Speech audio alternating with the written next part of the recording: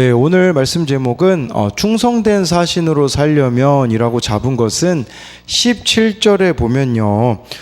충성된 사신은 양약이 되느니라. 저와 여러분들이 충성된 사신이 된다라는 것은 하나님의 관점으로 말하고 하나님이 심부름시키신 것들을 잘 감당해야 된다라는 의미가 있어요. 이 충성된 사신에 대해서 생각할 때 저는 그 마라톤이 떠오르더라고요. 물론 이건 전설이긴 하지만 기원전 490년 아테네군 10,000명과 페르시아군 10만 명이 아테네 동북방 40.2km 떨어진 곳에서 전투를 벌였거든요. 근데 그때 이렇게 아테네가 승리했는데 페이디 피데스라는 병사가 아테네까지 달려가가지고 기뻐하라 우리가 정복했다 그 말을 하고 42.195km를 달려가서 이 말 한마디 전하고 죽었다고 하잖아요. 그러니까 이 기쁨의 소식 전하기 위해서 이렇게 충성되이 행한 것처럼 기쁨의 소식이 뭡니까? 우리가 복음 아니겠습니까? 그래서 우리도 어떻게 이렇게 충성된 사신으로 살아갈 수 있을지 나누겠습니다. 첫 번째는요, 충성된 사신은 자신의 삶을 고쳐갑니다. 14절 15절에 보면요, 지혜 있는 자의 교훈은 생명의 셈이니 사망의 그물에서 벗어나게 하느니라. 선한 지혜는 은혜를 베푸나 사악한 자의 길은 험하니라. 14절에요, 지혜 있는 자의 교훈은 생명의 셈이라고 말해주고 있어요. 그런데 이 지혜 있는 자의 교훈이 뭘까요?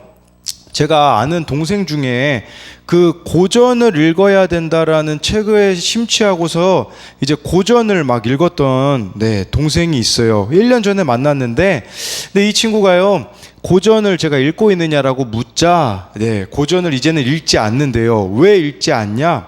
고전을 읽어가다 보니까 문제는 뭐냐면 하나님의 말씀을 진리로 받아들이지 못하게 되어서 고전 읽는 것을 멈추었다고 합니다.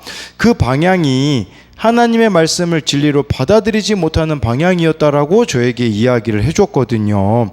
이처럼 세상의 지식은, 세상의 지혜는 치우칠 수밖에 없다라는 거죠. 그래서 여기서 지혜 있는 자의 교훈은 세상의 지식을 말하는 게 아니라 바로 말씀이라는 것이에요. 말씀은 생명의 셈이라고 말씀해 주고 있어요. 끊임없이 우리들의 목마름을 채워준다라는 의미가 있겠죠.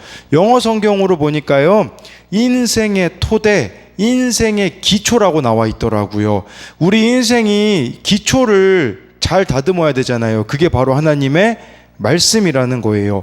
왜 우리가 하나님의 말씀의 가르침을 받아야 되냐? 14절에 반대말이 나와 있잖아요. 사망의 그물에서 벗어나게 하느니라. 무슨 말이냐? 생명과 사망이 나와 있잖아요. 이건 여러분들이 내가 받아들이기 싫어서 안 받아들일 문제가 아니라는 거예요. 생명과 사망을 결정하는 문제이기 때문에 받아들이면 생명이겠지만 받아들이지 않는다면 사망에 이를 수밖에 없기 때문이라는 것이에요. 그래서 하나님의 말씀에 귀를 기울이는 사람은 생명을 얻습니다. 반대로 외면하는 사람은 사망하게 된다라는 거죠. 저에게 크게 다가온 구절은 15절이었어요. 선한 지혜는 은혜를 베푼다라고 하는데 이걸 원어로 보니까 좋은 또는 뛰어난 통찰력을 준다라고 하더라고요. 선한 지혜는요, 우리에게 좋은 통찰력을 주어요. 그 통찰력이 무엇이겠습니까? 바로 우리가 구속사가 아닐까요? 말씀으로 깨달아지는 그 통찰력을 얻는 것이죠. 그러니 당연히 사람과 하나님께 은혜 있는 자가 되는 것이겠죠. 또 15절에요. 사악한 자의 길은 험하니라. 이걸 원어로 보니까요, 이런 의미더라고요. 사악한 자들의 길은 흐르는 물이다. 이 의미예요. 흐르는 물이다. 좀 의미가 잘 모르시겠죠. 이 사악한 자는 흐르는 물이라는 걸 찾아보니까 변하지 않는다라는 뜻이에요. 여러분, 사악한 자는요, 변하지 않는 거예요. 말씀의 가르침을 받지 않으려는 사람은요, 자신의 삶을 바꾸려고 하지 않는다라는 거예요. 이 변하지 않는 습성이 있다라는 거겠죠. 그러나 하나님 말씀을 통해 뛰어난 통찰력을 얻는 사람은 자신의 삶을 끊임없이 교정하며 바꾸어 간다라는 것이에요. 16절을 보면요, 무릇 슬기로운 자는 지식으로 행하거니와 미련한 자는 자기의 미련한 것을 나타내느니라. 슬기로운 자는 지식으로 행하는 거래요. 이 지식이 뭘까요? 말씀을 아는 지식이겠죠. 말씀이 들리는 자가 슬기로운 자잖아요. 이 말씀이 들린다라는 것은 지식으로 행하거니와, 즉 삶을 고치는 적용을 하는 자라는 것이라고 볼 수가 있어요. 매주 이제 또 저에게 맡겨진 아이들에게 전화 신방을 하는데, 지난주에 제게 맡겨진 아이와 통화를 하는데 교생 선생님이 떠날 때 울었다라는 이야기를 들었거든요. 되게 부러운 마음이 들더라고요. 왜냐하면 제가 생각하기에 이 아이는 거의 우는 모습을 제가 본 적이 없거든요. 교생 선생님은 거의 학교에 한두 달밖에 머물지 않지 않습니까? 참 그게 셈이 나기도 하더라고요. 근데 제가 여기서 질투로 끝내면 되겠습니까? 아니에요. 제 자신을 좀 고치게 되더라고요. 나도 우리 청소년 아이들이 나를 생각할 때 눈물 나게 하는 사람이 되겠다라고 생각을 바꾸고 제 자신을 바꾸게 되더라고요. 그래서 어제 예배 마치고 예배당에서 아이들을 위해서 기도하게 되더라고요. 근데 진짜 기도하게 됐을 때 새벽에 이제 연락이 와 있길래 봐보니까 어떤 일이었냐면, 이 아이가 그냥 자기가 오늘은 왠지 모르게 그냥 큐티하고 싶어서 큐티해서 그 큐티한 내용을 저한테 보내주더라고요. 그래서 제가 깨닫게 된 것이, 어떤 사건이 있어도 그건 다 나를 고치라고 주시는 사건이구나 라는 생각이 들었던 거예요. 그처럼 15절에요. 저와 여러분들이 사악한 자처럼 흐르는 물처럼 변하지 않을 것이 아니라 늘 나를 고쳐가는 기회로 삼아야 한다라는 것이에요. 17절 말씀에 보면요, 악한 사자는 재앙에 빠져도 충성된 사신은 양약이 되느니라 라고 말씀해 주고 있어요. 악한 사자는 어떤 자일까요? 주인의 의도를 왜곡하고 제 시간에 전하지 않는 자가 악한 사자예요. 악한 심부름꾼이라고, 그 공동 번역에는 악한 심부름꾼이라고 이렇게 표현을 했더라고요. 그런데 충성된 사신은 양약이 된대요. 양약이라는 것은 치료약이라는 뜻을 가지고 있거든요. 어떤 자이겠습니까? 주인의 의도를 제대로 정하고 정확한 때에 순종하는 자가 충성된 사신, 충성된 심부름꾼이라고 할 수가 있어요. 내 관점, 내 생각을 이야기하는 게 아니라 주인이신, 우리의 주인이 누굽니까? 하나님이시잖아요. 하나님의 관점에서 문제를 해석해 주기에 치료약이 되는 것이겠죠. 여러분, 충성된 사신에게 제일 중요한 게 뭘까요? 충성입니다. 여러분, 믿음이란 단어가요, 여러 가지 의미가 있어요. 충성, 신실함, 이런 의미가 있거든요. 한결같아야 된다라는 거예요. 그러니까 충성은 쉽게 말하면 여전한 방식이 늘 있는 거예요. 매일 주님과의 사귐이 있는 삶을 사는 자들만이 충성된 사신이 된다라는 사실입니다. 그래서 이것에 대한 적용 질문은, 나에게 일어난 사망의 그물 같은 사건이 있습니까? 14절에 보면 사망의 그물이 우리들에게 있거든요. 그 사건을 어떻게 말씀으로 해석할 수 있습니까? 저와 여러분들이 말씀에 가르침을 받는다면 그 사망의 그물에서 벗어나서 이렇게 생명샘을 얻을 수 있기에 말씀을 어떻게 해석할 수 있냐라는 거죠. 두 번째는, 매일 여전한 방식으로 하나님과 교제함으로 내 삶을 고쳐가고 있습니까? 아까 사악한 자는 흐르는 물이라고 했잖아요. 삶을 안 바꾼다고 했잖아요. 근데 저와 여러분들이 이렇게 하나님과 교제를 통해서 바꿔가고 있는지, 내가 양약 또는 치료약이 되어줘야 할 사람은 누구입니까? 17절에 충성된 사신은 양약이 된다라고 했기 때문에 내가 치료의 말을 해줘야 되는 사람이 누가 있는지를 묻고 있는 것입니다. 두 번째로요, 충성된 사신은 교회 공동체에 속합니다. 18절에 보면요, 훈계를 저버리는 자에게는 궁핍과 수욕이 이르거니와 경계를 받는 자는 존영을 받느니라. 훈계를 저버리는 자에게는요, 궁핍, 수욕이 있대요. 이 경제적인 궁핍, 인격적인 수치를 당하게 된다라는 뜻입니다. 훈계를 저버리는 자에게는요. 훈계가 뭘까요? 훈계라는 것은요, 자신을 돌아보고 절제하며 훈련하는 능력이에요. 그러니까 저 여러분들이 훈련되어지고 있는가, 이게 훈계예요. 그럼으로써 반대로 이렇게 훈계를 받으면 삶을 변화시켜가고 삶의 다방면에서 풍요를 누리고요. 존경을 받는 자가 된다라는 것이에요. 그런데요, 이 훈련을 받는데 제일 방해가 되는 게 뭘까요? 교만입니다. 교만이 뭘까요? 자기애예요. 지나친 자기애에서부터 교만이 오는 거예요. 자기를 너무 사랑해가지고요, 내가 너무 옳기 때문에 바뀌지 않으려는 거죠. 그래서 우리가 이 훈계받지 않으려는 교만이 깨지기 위해서 필요한 것은 20절입니다. 지혜로운 자와 동행하면 지혜를 얻고 미련한 자와 사귀면 해를 받느니라. 여러분, 우리가 교만이 깨지기 위해서는 지혜로운 자와 동행해야 돼요. 이 동행하다라는 단어를 제가 찾아보니까요, 전인격적인 교감이라는 의미가 있더라고요. 무슨 말일까요? 교회 공동체에 지혜로운 사람들이 있잖아요. 예수님을 주라고 고백하는 모임에 진짜 참 지혜가 있잖아요. 그러니 교회 공동체에 잘 속해가는 것이 바로 이렇게 교만이 깨뜨려질 수 있는 방법이라는 거예요. 우리 교회는 구역 모임이 있잖아요. 가끔 구역 식구라고 말씀하시는 분들이 있더라고요. 교회 공동체 지체들을 가족처럼 여기고 있다라고 할 수 있겠죠. 그렇게 교회 공동체 안에서 사귐이 있을 때 나의 잘못된 생각, 교만이 깨질 수 있어요. 팀 켈러 목사님의 오늘을 사는 잠언에 보면요, 제가 이렇게 가지고 왔는데 이런 내용이 있더라고요. 어떻게 하면 교만을 벗어날 수 있을까? 가볍게 취급당하지 않고 존중받는 사람이 되려면 내 자아를 타인의 자아에 복종시키는 훈련으로 내면이 빚어지는 수밖에 없다, 이렇게 말하더라고요. 그러니까 내가 옳다라는 거 있잖아요, 그거를 버리라는 뜻이에요. 자만심을 잃어야 건강한 자긍심을 제대로 얻는다. 이런 일은 교회 안에서 가능하다. 점점점이라고 하는 것은요, 가정 안에서도 가능하다, 이렇게 이야기하더라고요. 친구 안에서도 가능하다. 조건이 있어요. 제가 이렇게 밑줄을 그었는데, 단 상대에게 내 결점과 죄에 대해 수시로 말할 권리를 줘야 한다. 무슨 말일까요? 다른 사람의 말을 잘 들어야 된다라는 말이거든요. 근데 우리가 교만하면요, 절대로 다른 사람의 말을 듣지 않아요. 교회에서도 마찬가지예요. 조금만 내 단점과 죄에 대해서 누가 말해주려고 하잖아요.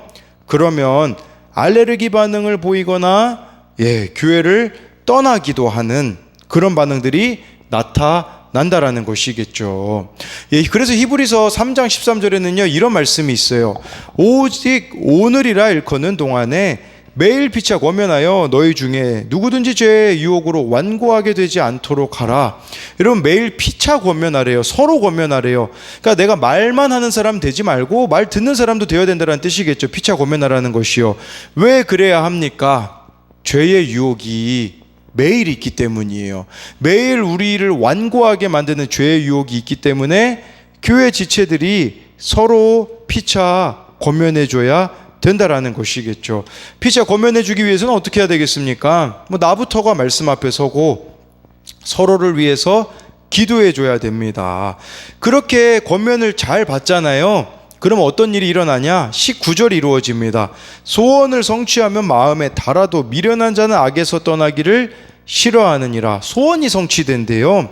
여기서 말하는 소원은요, 내가 원하는 일이 일어나는 게 아니라 하나님이 나에게 원하시는 일이 성취된다라는 것을 뜻하는 것이에요.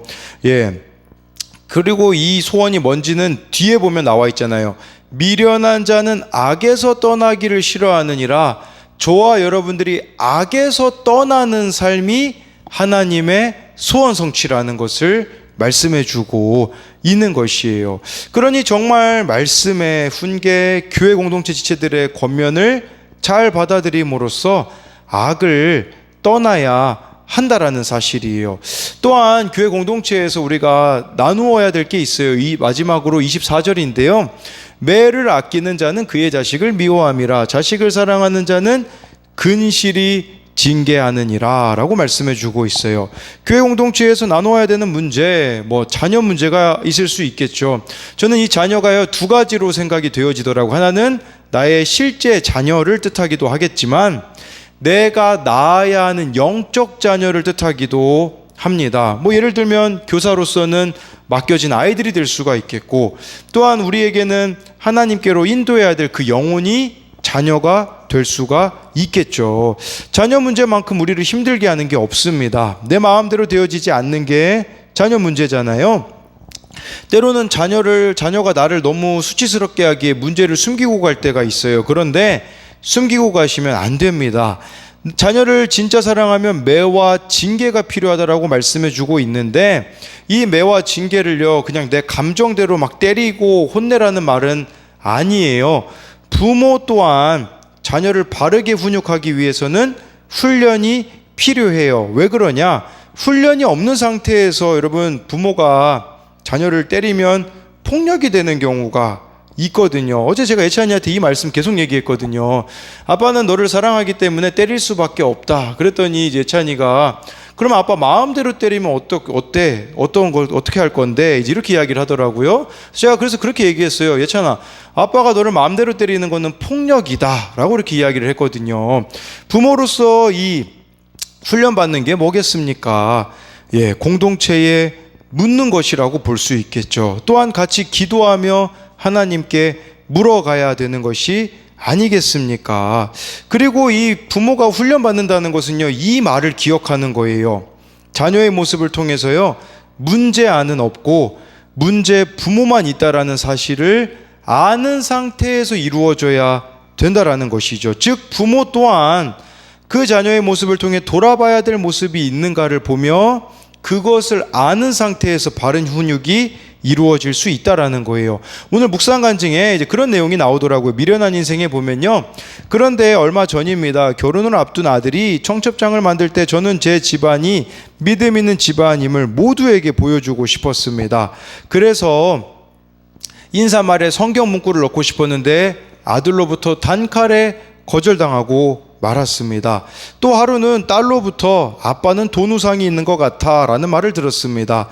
장성한 자녀들로부터 이런 수모를 당하고서야 제 믿음의 바닥을 보게 되었습니다. 돈과 성공을 우상처럼 섬기며 살아온 저의 죄도 깨달아졌습니다. 자녀들이 예수님과 멀어지는 해를 받게 한 죄인임을 회개하게 되었습니다. 문제아는 없고 문제 부모만 있다는 말이 100% 인정됩니다. 이거는 실제 자녀를 말하지만 저는 영적 자녀, 저에게 영적 자녀들은 청소년부와 청년들이 아니겠습니까? 어제 제가 이제 기도하면서 깨달은 게 있었는데 그건 뭐냐면요, 저를 힘들게 하는 아이들은요 원수가 아니라 은인이라는 고백이 실제가 되더라고요. 그래서 제가, 왜냐하면 문제가 많은 영적 부모임을 깨달았기 때문이거든요. 이런 마찬가지로 나의 자녀들의 모습을 보고 내가 하나님께 인도해야 되는 그 영적 자녀가 있잖아요. 그들의 모습을 보면서 내가 문제 부모라는 것을 알고 하나님께 훈련받는 기회로 삼는다면 우리가 그렇다면 참 바른 길로 치우치지 않고 인도할 수 있지 않을까 생각해 볼 수 있습니다. 그래서 이것에 대한 적용은요, 내가 교만하여서 받아들이지 않고 있는 말씀의 훈계, 공동체의 훈계는 무엇입니까? 교만이 이런 것들을 받아들이지 않게 만든다라고 말씀드렸죠. 두 번째로요, 자식을 진실이 사랑하고자 부모 또는 영적 부모인 내가 먼저 이타적인 삶을 살면서 말씀으로 자녀 또는 영적 자녀를 부지런히 훈육합니까? 제가 기도하고 마치겠습니다. 살아계신 하나님, 우리에게 끊임없는 사망의 그물과 같은 사건이 옵니다. 그럴 때 말씀의 교훈을 따르기 원합니다. 저와 이 말씀을 듣는 분들이 충성된 사신이 되어서 하나님과 날마다 여전한 방식으로 교제함으로써 양약이 되는 인생, 상처 입은 치유자의 인생을 살게 하여 주옵소서. 아파 병들어가는 사람들이 너무나 많은 이 시대에 그들을 치료하는 사명자들로 우리들이 쓰임받기 원합니다. 그렇게 되기 위해서 내 안에 있는 교만을 깨뜨리기 원합니다. 지체들의 권면을 받아들이며 말씀의 권면을 받아들임으로써 악을 떠나는 하나님의 소원을 이루는 삶이 우리들 가운데 펼쳐지게 하여 주옵소서. 내 힘으로 할 수 없는 것이 자녀입니다. 영적 자녀를 낳는 것입니다. 그렇기에 공동체에 물으며 함께 공동체가 기도하며 나아갈 때에 가장 선한 길로 인도하여 주실 것을 믿습니다. 뿐만 아니라 변화되지 않고 있는 나의 자녀들을 보며 하나님께 돌아오지 않으려는 이웃의 모습을 보며 절망하는 것이 아니라 내가 문제 부모임을 알고 회개함으로 나아갈 때에 우리 주님께서 신실하게 일하여 주옵소서. 살아계신 예수님 이름으로 기도드립니다. 아멘.